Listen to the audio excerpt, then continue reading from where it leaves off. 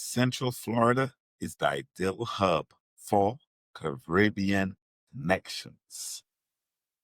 Happy holiday, guys. Happy holidays. Today, we're going to dive right into it, right? Now, imagine the smell of jerk chicken smoking over peppermento wood, a scent that could pull you across 1,000 miles of ocean in a single breath. Or that unmistakable heart-pounding rhythm of soca beat vibrating not just in your ears, but deep in your chest.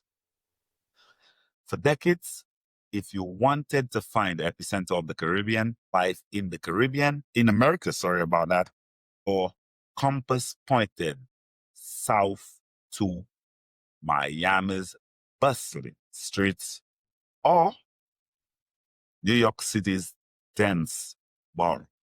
We're going to talk about it today, right? Now, they were the established capitals, undisputed as the hubs of the diaspora, the Caribbean diaspora, that is. So today we're going to talk about the shift in what's actually going on concerning where people are choosing to live or move when they move to America. Remember, it was all about Miami and New York City. That is where most people move to when they move from the Caribbean. Yep, we're going to talk about it today. I have a very interesting episode for you. Let's dive right in. Now, guys, I am your host and founder of Island Vacation Travel Agency. And like I said, the host of Island Vacation Travel Podcast, helping travelers and businesses plan smarter, stress-free trips with a personal touch of global insight, right? Let's dive into why Central Florida is fast becoming the ultimate hub for Caribbean life in the USA. But what if that story has changed? Just what if? What if the true center of gravity for the Caribbean culture community and connections have shifted? What if no longer on the coast, but right here in the sprawling heart of Florida, Central Florida, that it is, right? It's a bold thought because you probably never even thought about it. And it might even sound a little off, but something transformative is actually happening along the I-4 corridor in cities like Orlando, Kissimmee, and the little towns around them, right? An explosion of authentic festivals, world-class music, and unapologetically traditional food is redefining the state of Florida. We're not just talking about a few scattered communities. We're talking about a new powerhouse. Now, in this podcast, we're going to explore how and why this region, once known mostly for theme parks, became the ultimate hub for Caribbean life in the United States. Now, before we dive in, a quick shout out to islandvacas.com. That's ISLANDVACAS.com. Shout out to you guys. That's where I help travelers and businesses plan smarter, stress-free, very important, stress-free trips with a personal touch of global insight, right? Now, whether it's a Caribbean getaway or a corporate travel trip, we got your next adventure covered. You could just visit our website. We could book it for you, or you could book it directly as well. It's hybrid. Check it out, right? Now, let's jump right into our topic today, the Great Migration, beyond Miami's shadow. To understand Central Florida's transformation, you have to understand the journey. It's a story told not in statistics, but in family cars packed to the brim, heading north on Florida Turnpike. For generations, Miami was the getaway. It was the logical first step for anyone arriving from Jamaica, Haiti, Trinidad and Tobago, St. Lucia, Barbados, and the list goes on, or anywhere else in any of the islands, Dominica, it just goes on, right? It was familiar, close, and had established communities already, which was easy for them to assimilate into. But that came at a cost. Now, we spoke to some people around. We spoke with Jean, as you always say, a software developer who came to Miami from Port-au-Prince in the late 2000s. Port-au-Prince is Haiti, all right? Now, his history is one of thousands. Now, he said Miami was a law. He tells us that pausing to think it was vibrant, You could hear Creole on every street corner in Lil Haiti. I'm not sure if you guys are familiar with Lil Haiti, right? You could find the music, the food. It felt like a piece of home, but it was also suffocating, which is something you hear foreigners, especially Caribbean people moving to America. That's something very common to talk about. Feels very suffocating, right? The traffic was a nightmare. The cost of a small apartment was more than a mortgage somewhere else. I was working 2 jobs just to keep my head above water. And I felt like I was losing my very reason I came to America, to build a better life, more stable life for my family. Now that's Gene explaining his experience of him coming out here. Gene's experience was a turning point for many. The very things that made South Florida the primary destination, its density and history, also led to saturation. Too many people. The cost of living became a huge barrier, according to recent data. The overall cost of living in Miami is about 23 to 26% higher than in Orlando. Now that's kind of crazy. But the most staggering number is housing. The average house price in Miami is roughly 65% higher than in Orlando. That is crazy. That's not a small gap. That's a life-changing difference. It's the difference between renting forever and owning a home with a backyard for your kids, guys. So the migration north began, not a sudden flood, but a steady stream of families seeking more. They were looking for space, opportunity, and a place where they had earned money could actually go further. Central Florida, with its growing economy and affordable suburbs, was actually waiting for them. This was a calculated move. Orlando wasn't just a tourist town anymore. It was quickly becoming a global city. The mid 2023, between mid 2023 and mid 2024, the Orlando metro area added nearly 76,000 new residents, making it the fastest growing large region in the United States of America. You heard me right.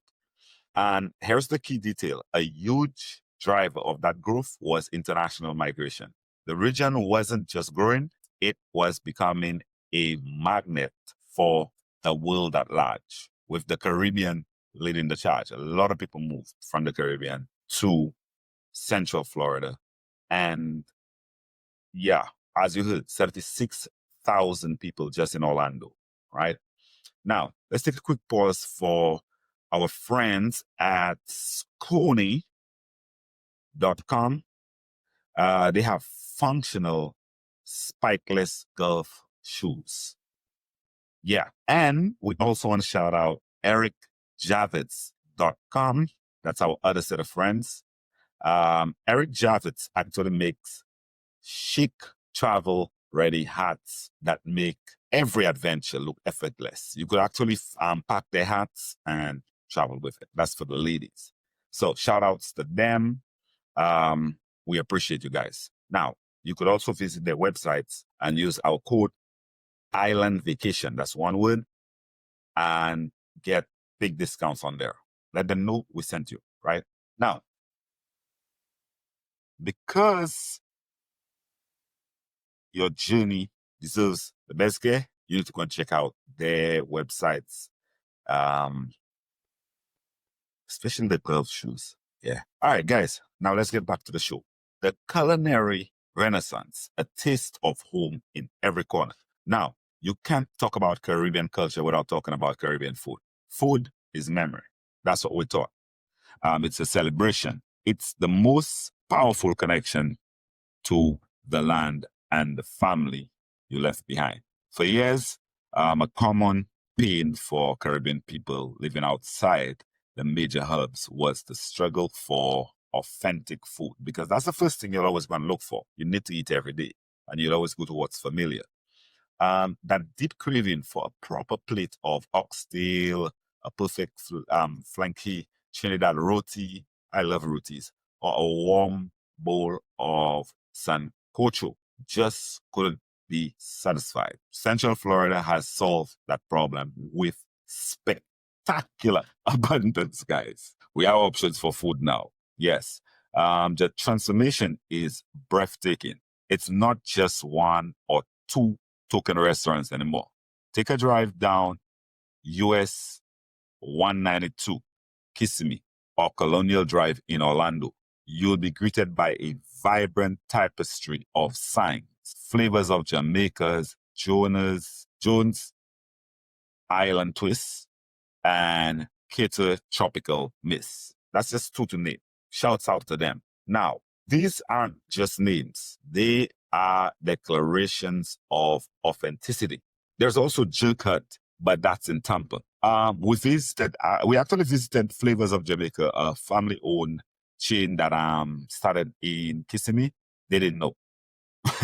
And also they started in Ocoee and is now opening a third location in Orlando because of overwhelming demand, which is a great problem to have as a business owner.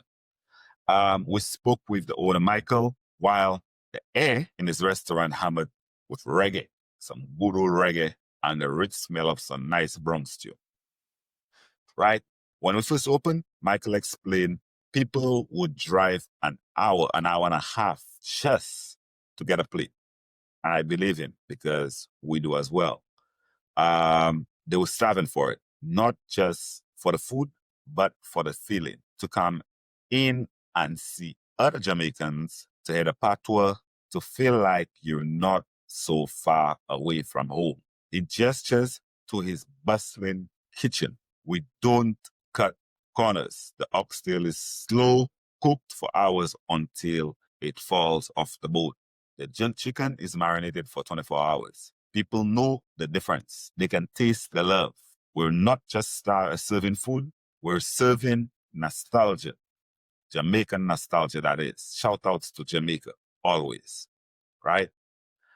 This commitment to authenticity defines the scene. Now,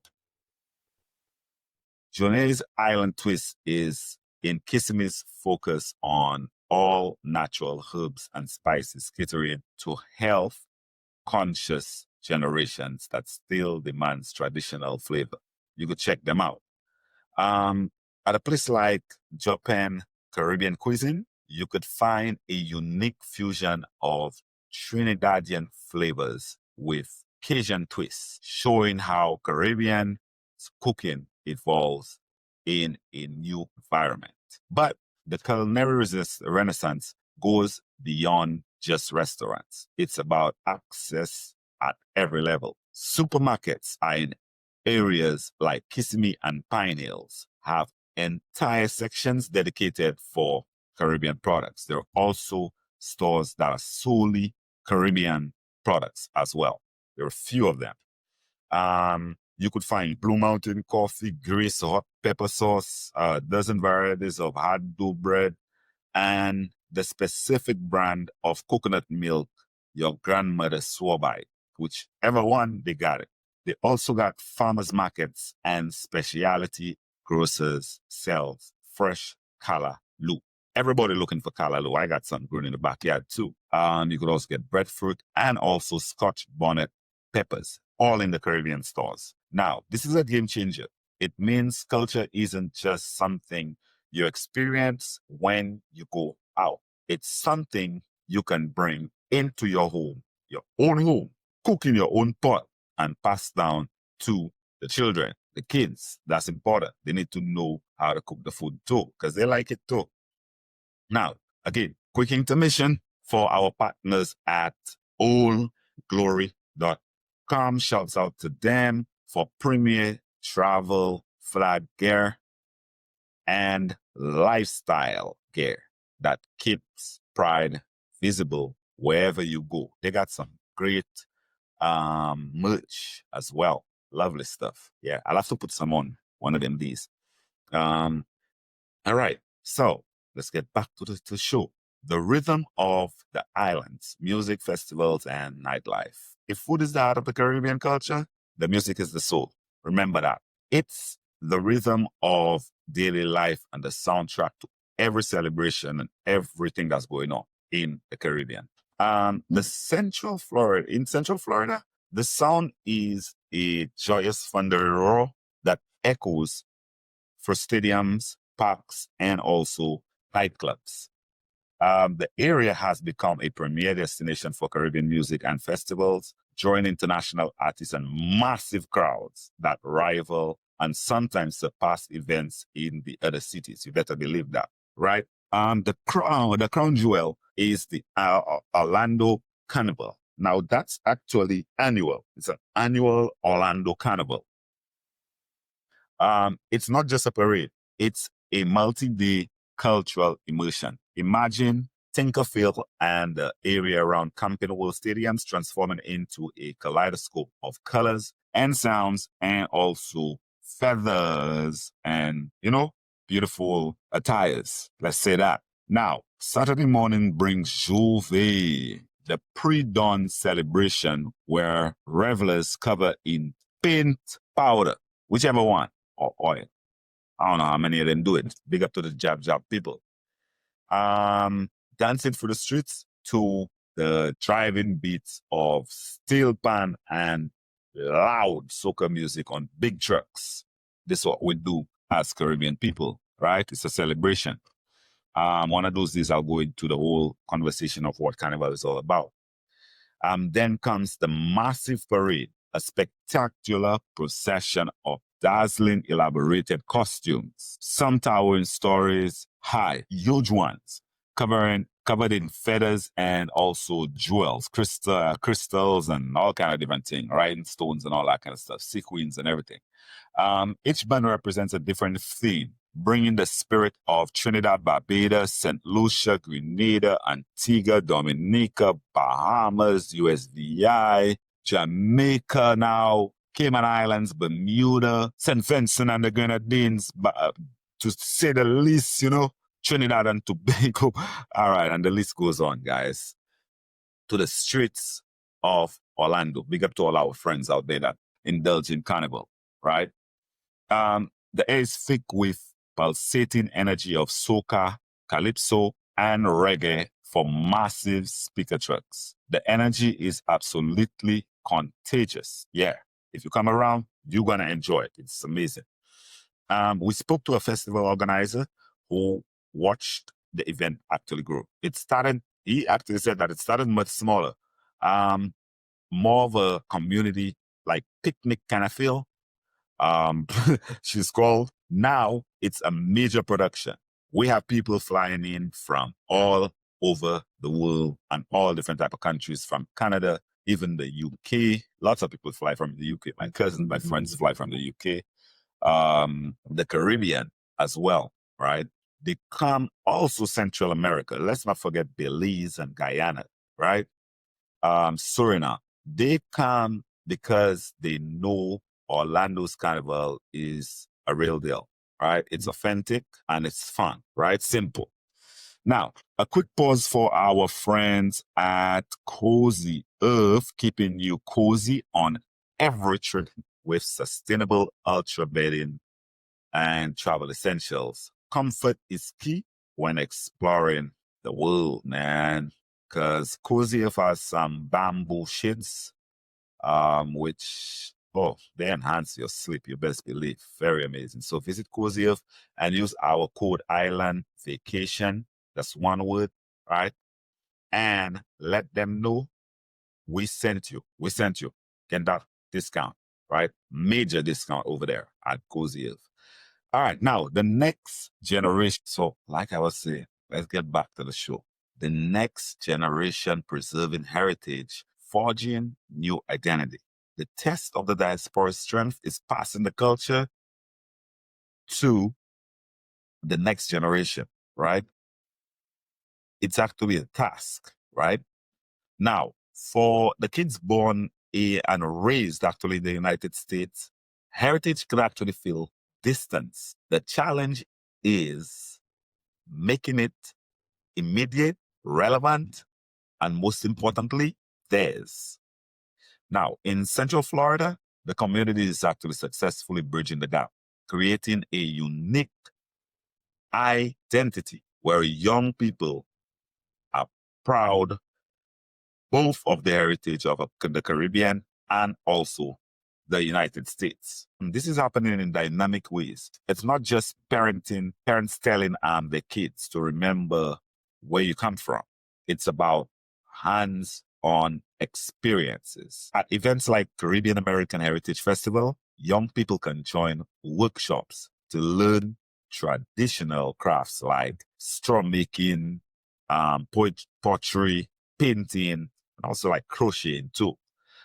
As they work with their hands, they connect the craft to the stories of their ancestors. And we spoke to a young lady by the name of Brianna, a 19-year-old USC student whose parents are from Jamaica. Big up to Jamaica. She grew up in Orlando and described her relationship with her heritage. When I was a little kid, being Jamaican was mostly about food my mom cooked and the music my dad played. That's what she said. But as I got older, I started going to different festivals, right? And then also even into carnival with my friends. I joined the dance troupe that performs traditional and modern Caribbean dances. Suddenly, it wasn't just my parents' culture, it was my culture. It was something I was actively doing here in Orlando. It's cool to be Caribbean. It's part of the actual fabric of the city. Brianna's experience highlights a crucial point. The culture is accessible and actually visible. Young people see themselves reflected in the city around them. They see artists, business owners, and also leaders who look and sound like them.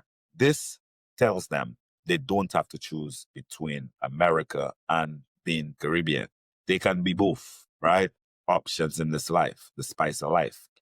Um, we're also seeing a unique Central Florida Caribbean identity emerge. Young people are actually blending, sorry about that, the traditions of their parents with American hip hop, fashion, and also social media. Very big presence on there, which is very good too. They're creating a new form of music, dance, and expression and ways to pay themselves. They're the ones using digital tools and organize events and build communities in ways that parents never ever could. They are ensuring the culture is not static museum, like a static museum piece, but a living, evolving culture. This engagement from the youth is maybe the most compelling evidence of Central Florida status as a true hub and a diaspora for the Caribbean. Um, the older generation laid the foundation. Let's not get it twisted, right? Now, the younger generation is building on it and showing that the vibrant Caribbean pulse of Central Florida will beat strongly for decades, long after we all gone, right? It'll hopefully get better and closer and the gap can actually bridge properly, right? Now, guys, when you put this all together, the picture becomes clear. The shift to Central Florida wasn't just one thing, but a powerful combination of factors. It began with a practical search for a better quality of life, first of all, for affordable homes and space that were disappearing actually in traditional hubs in Miami. See how close the houses are built. But a practical choice blossomed in a profound cultural phenomenon.